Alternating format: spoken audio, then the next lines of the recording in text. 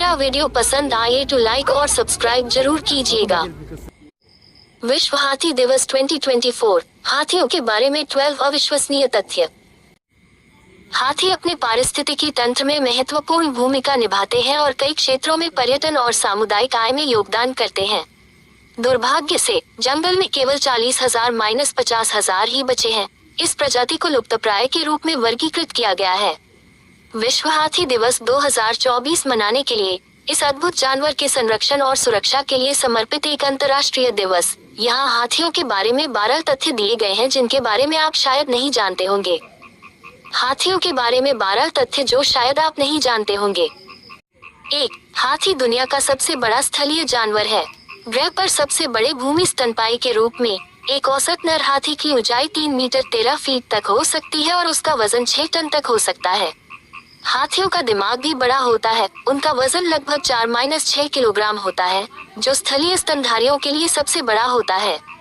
जो हाथी जंगल में रहते हैं वे 60-70 साल तक बड़े हो सकते हैं। 2. अफ्रीकी हाथी और एशियाई हाथी दो मुख्य प्रजातियां हैं। अपने भौगोलिक स्थानों के अलावा अफ्रीकी हाथी आकार में स्पष्ट रूप से बड़े होते हैं और उनके कान अफ्रीकी महाद्वीप की तरह बड़े होते हैं। दूसरी ओर एशियाई हाथी छोटे आकार के होते हैं और उनके कान अधिक गोल होते हैं।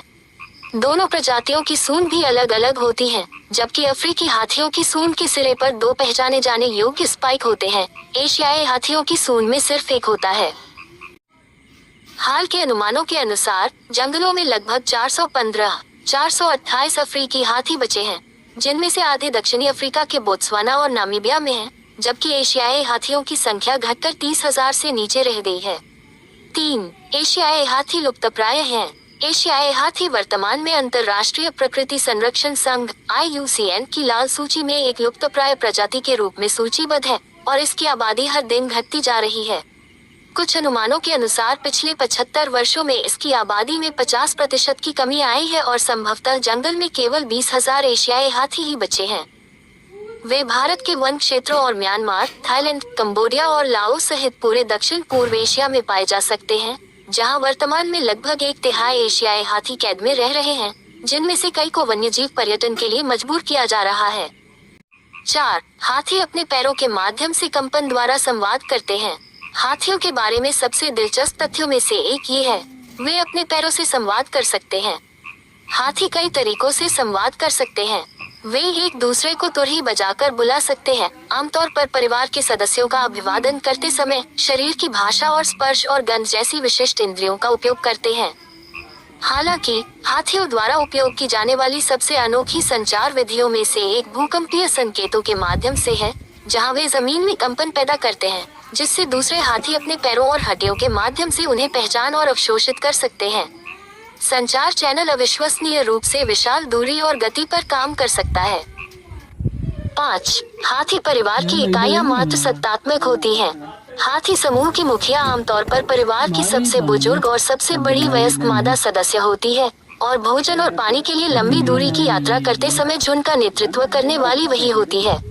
मुखिया स्थिरता और संघर्ष समाधान प्रदान करने के लिए भी जिम्मेदार होती है।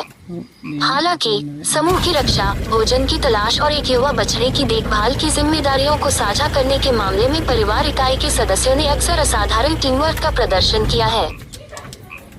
6. हाथी की सूंड उनके हाथों का काम करती है। हाथी की सूंड सिर्फ सूंघने और सांस लेने के लिए नाक से कहीं ज्यादा है और यह भोजन और वस्तुओं को पकड़ने, मिट्टी और पेड़ के तने खोदने और यहाँ तक कि खेलने के लिए भी एक लंबी भुजा की तरह काम करती है।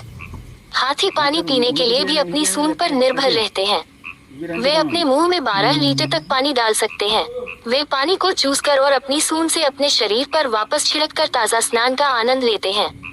अकेली सूंड में लगभग 100,000 अलग अलग मांसपेशियां होती हैं, जिनमें छोटी वस्तुओं को उठाने में मदद करने के लिए अंत में उंगली या स्पाइक स्थित होते हैं। 7. हाथियों के दांत वास्तव में उनके दांत होते हैं। हाथी के दांत दरअसल बड़े हुए कृंतक दांत होते हैं जो पहली बार तब दिखाई देते हैं जब हाथी लगभग 2 साल का होता है।